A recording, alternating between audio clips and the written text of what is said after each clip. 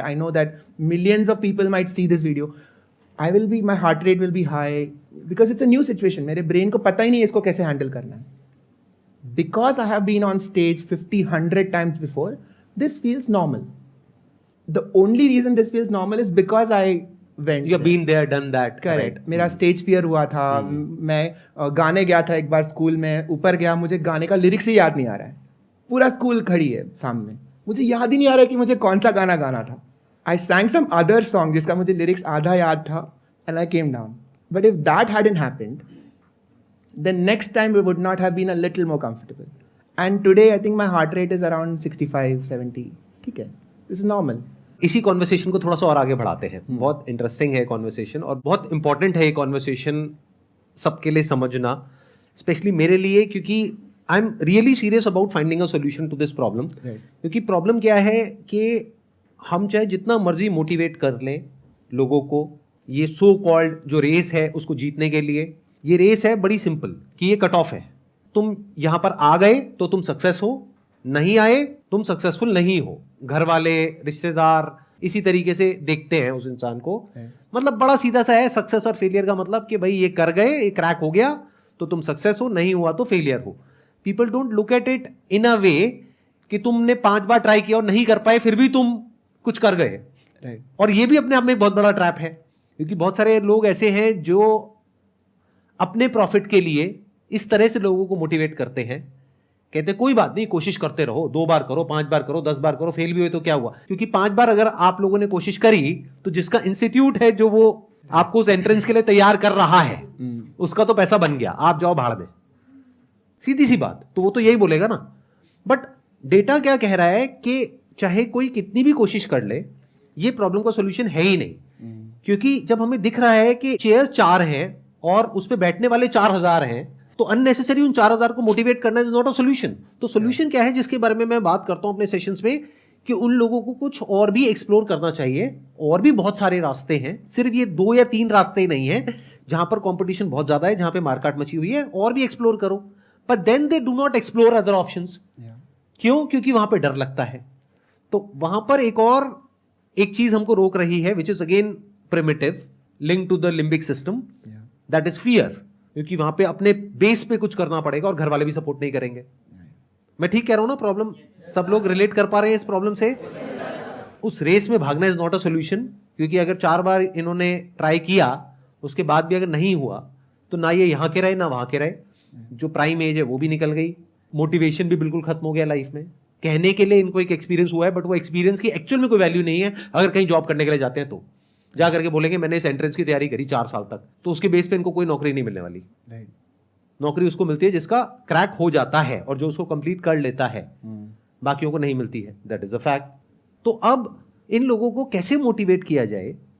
अगर आप मेरी जगह पर हो, आप इनको कैसे मोटिवेट करोगे कुछ नया ट्राई करने के लिए? क्योंकि कुछ नया ट्राई करने के नाम से इनको डर लगता है. प्लस ये अपने इतने कंफर्ट जोन में है, उन प्लेजर्स ने इनको इतना घेर रखा है 24 घंटे, सोशल मीडिया ने, इंस्टाग्राम ने, इन सारी चीजों ने, कि उससे बाहर ही नहीं निकल पाते. और निकलते हैं तो निकलते ही उनको डर लगता है. तो इसलिए ये क्या कर रहे हैं, ये सब उसी रेस में भाग रहे हैं जहां पे पहले से ही पता है कि करोड़ों में से कुछ का ही कुछ होने वाला है, बाकी सब धक्के खाएंगे. इसमें 2 चीज़ है. एक है हम लोग सबके साथ क्यों दौड़ते हैं, क्योंकि एक सेफ्टी इन हर्ड वाला फीलिंग है कि सब लोग जो कर रहे हैं अगर मैं भी करूं तो एक फीलिंग आती है कि चलो एटलीस्ट मैं गलत तो नहीं कर रहा हूँ कुछ. इसमें थोड़ा करेज लगेगा कुछ अलग करने के लिए, और वो करेज सबके लाइफ में आती है अलग अलग टाइम में, because they will find something that is worth it to go away from the crowd. अगर वर्थ इट तुमको नहीं लगा तो you will not take that risk, क्योंकि there is safety in numbers. बाकी सब लोग जो कर रहे हैं अगर वैसे ही करो तो I will not be spotted, I will not be picked on. जैसे फॉरेस्ट में या जंगल में zebras do this. Zebras are all striped black and white. तो they don't camouflage against the background क्योंकि they are in Africa. मतलब the background is green, yellow. तो zebras can be seen very well. Their camouflage is with each other.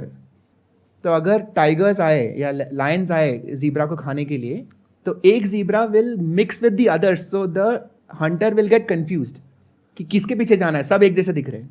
Humans also do this sometimes, कि सबके जैसे मैं behave करूं ताकि मुझे कोई पकड़े ना, मैं कोई रिस्क ना लूँ. You need to find something worth it enough to step out, और वो आ जाता है. When you see it, you will know it. The other thing of what you asked is that हमारा system ऐसा arrange हुआ है कि all success is outcome based. Outcome हुआ तो success हुआ, outcome नहीं हुआ तो success नहीं हुआ. It is not skill based. और ये बहुत गलत है, क्योंकि आउटकम का वैल्यू विल कीप चेंजिंग. जैसे अगर समझो 40 साल पहले there was somebody who would make typewriters. Now that is an outcome. All his family is proud कि देखो लड़का क्या टाइपराइटर बनाता है और कितना कमा रहा है. 10 साल में कोई टाइपराइटर यूज नहीं कर रहा है. अगर सिर्फ आउटकम बेस्ड हो तो now he is jobless, now he is a failure. तो जो सक्सेस था कुछ चेंज नहीं हुआ, सर्कमस्टांसेस चेंज हुए, अभी वो सक्सेस है फेलियर बन गया. उसकी कोई गलती नहीं है. But suppose he is skill based, he knows how to manage mechanicals, he knows how to create things. Now he can create a phone, now he can create a laptop. Now जैसे science बढ़ता है he can keep on growing. तो skill based अगर आप focus कर रहे हो, everything changes. You have to think differently. You have to start thinking of तुम्हारा स्किल सेट क्या है. Forget about outcome. Forget about the exam. How good are you at learning? Forget about rank. How good are you at taking notes? क्योंकि वो reproducible है. Skills are transferable. Outcomes are not. तो skills, आपका skill set लिख दो. Like whatever you are good at, if you write down your skills, you have only 2 things to do in life. One is to improve each skill. So if you are good at communication, get better at communication. If you are good at planning, get better at planning. That is one. And you will find some job which requires those skill sets. And especially अभी आज के ज़माने में with AI and literally हर हफ्ता पूरा industry change हो रहा है. तो आप क्या कॉन्फिडेंस से एक पर्टिकुलर जॉब के पीछे भागोगे जब अगले हफ्ते में वो जॉब निकल जाएगा? It's not going to be useful. Nobody can advise us. Our parents don't know, our teachers don't know, I don't know. Nobody can advise you कि आपको ये जॉब जाना, ये सेफ है. कोई भी जॉब सेफ नहीं है. मेरा जॉब सेफ नहीं है. So what can you do then? You have to start chasing skills. That is the only way you can sustain. अभी तक ऐसा था, हमारे जो फील्ड्स है सोसाइटी में बहुत क्लियर कट डिफाइंड है. मेडिसिन हुआ, आर्किटेक्चर हुआ, इंजीनियरिंग हुआ, सिविल हुआ. But into the future, there will be more and more intersection. And जो लोग दो फील्ड में नॉलेज है, they will become very valuable. Right. तो you pick any 2 things, literally any 2 things. हम लोग के चाइल्डहुड में ऐसा बताया गया है कि हम लोग को एक जॉब करना है. So your identity becomes one job. आप क्या हो? आर्किटेक्ट. अच्छा ठीक है. Everything else is a hobby. आप समझ रहे हो? आपके लाइफ में आप सोच सकते हो कि आपको आर्किटेक्चर करना है जॉब, बट आपको म्यूजिक पसंद है लेकिन वो हॉबी है. ये किसने कहा?